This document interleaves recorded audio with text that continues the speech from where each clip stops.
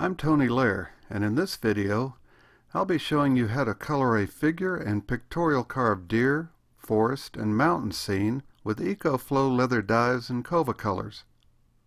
First, set up your workspace. For a guide and helpful tips, see our video Setting Up a Workspace for Background Dyeing, the Shading Blending Technique, and Detail Work. You will need good quality, small, round, fine point, natural, or synthetic brushes. I prefer round number 4 sables. I also recommend having a very small, round number 1 fine point brush handy for detail work. Ideally, you should use a separate brush for each color group. I color code my brushes by wrapping the ends with colored electrical tape. You will also need a container of clean water, a dye palette, eyedroppers, paper towels, and practice leather pieces, cut from the same leather as your project. If you want your project to look realistic and multi-dimensional, establish a light direction. Where the imaginary light source hits your design will be the lightest colors. The opposite side will be the darkest. When coloring any project with leather dyes, remember to always follow the basic coloring rule of thumb. Work light to dark. To color your figure and pictorial design, select from 16 pre-mixed Eco Flo leather dyes or mix them together for custom colors. You will also need Eco Flo acrylic Cova colors. I've selected timber brown leather dye and will mix 3 hues for creating overall body color on the deer, along with muscle tones and shadows. Bison brown leather dye in 2 hues for defining markings and creating more depth. Forest and emerald greens mixed in 3 different hues each for the trees, grass, and distant forest. Dark cocoa brown in 2 hues to color and define the mountains and rocks. And white and royal blue Cova colors to create sky, snow, and accents on the deer. When coloring a figure or pictorial scene, it is always advisable to plan your colors before starting. I want to build the colors up on the deer, so I'll be using 3 hues of timber brown leather dye. Use a separate clean eyedropper for the water. For the lightest mixture, I'm using 1/4 dye to 3/4 water. The middle mixture is 2/3 dye to 1/3 water. The darkest hue is full strength dye. Test your dye mixture formulas on a piece of practice leather. Allow mixtures to dry completely so you can see their true color. First, I'm filling in the deer's head and body color with the lightest hue of timber brown, using a modified wet brush technique. This technique involves loading a brush halfway, then touching the tip to a paper towel to remove excess dye, more than with regular wet brushing. Form the brush tip on a piece of practice leather before applying the dye to the leather in short, even strokes. Do not apply dye to the nose, muzzle, eye, or any edges touched by your dominant light source. This will also include the tops and some edges of the antlers and ears. Allow the dye to dry completely so you can see the true color.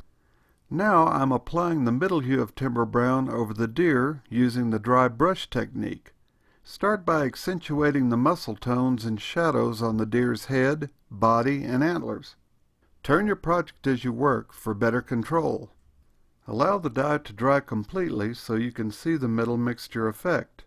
Add more dye if necessary.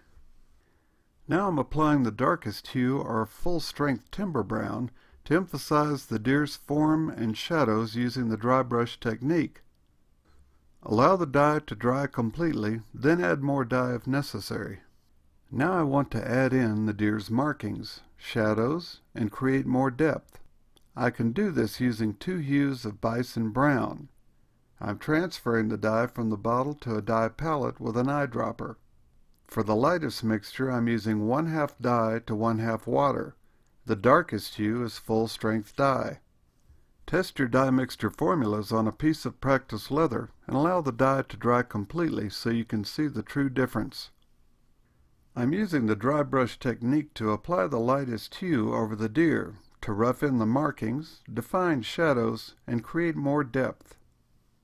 Now I'm applying the full strength dye using the modified wet brush technique to color in the eye and finalize or strengthen markings on the muzzle area, nose, and ears.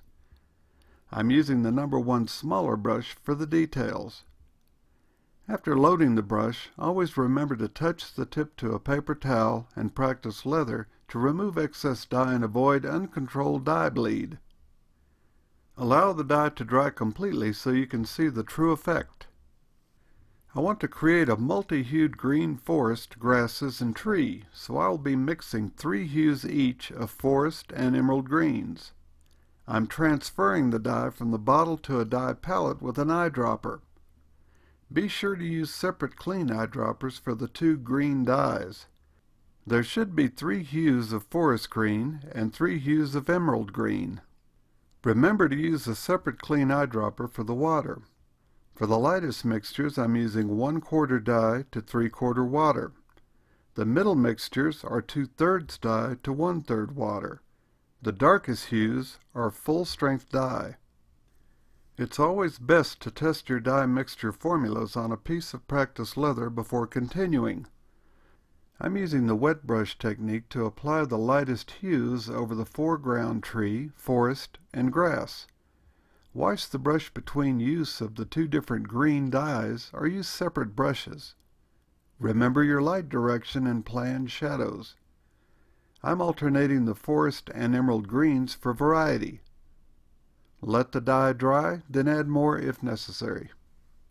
Now I'm applying the middle hues of both greens to start emphasizing the darker greens and shadows. For this, I'm using the dry brush technique. I'm applying the darkest or full-strength dyes of both greens to create more detail and shadow depth to the scene. Again, I'm using the dry brush technique. It's important to allow the dye to dry completely now so you can see the true final effect. Add more dye wherever necessary.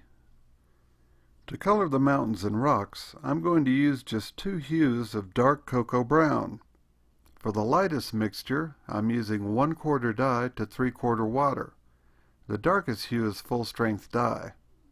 Test your dye mixture formulas on a piece of practice leather before continuing. Using the dry brush technique, I'm applying the lightest hue over the mountains and rocks. Remember your light direction and plan for shadows. Now I'm applying full-strength dye to emphasize the shadows using the dry brush technique.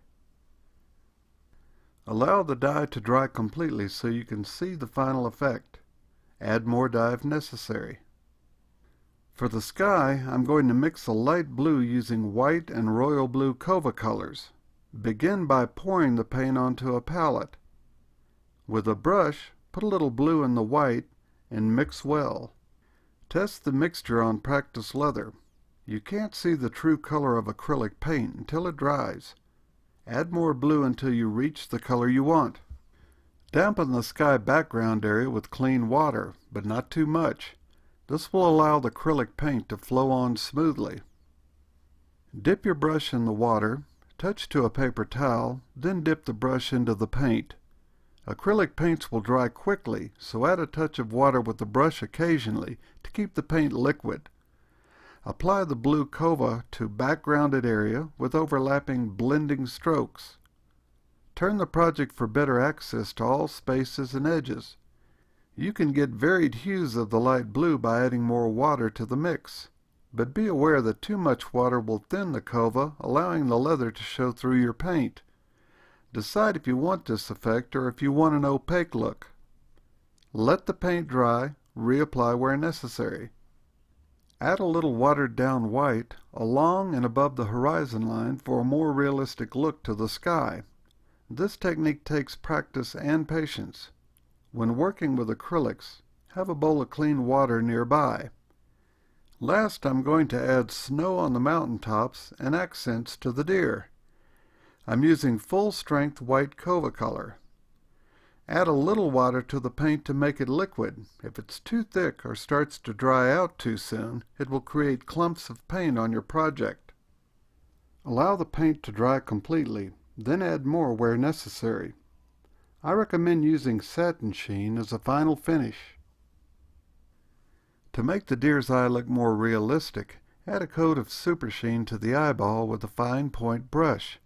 Allow it to dry, then apply a second coat. Also apply a coat or two of super sheen inside the deer's nose and along the mouth line to give the appearance of moisture. You can use this coloring technique on figures, landscapes, logos, flowers, leaves, and any number of designs. Be creative with your coloring. Experiment. For more information on shading and blending, see our video, The Shading and Blending Technique. For more tips and instructional guides about coloring using Eco Flo products, see our book Coloring with Eco Flo and how-to videos on more techniques. For additional help with coloring, see Al Stolman's book Coloring Leather.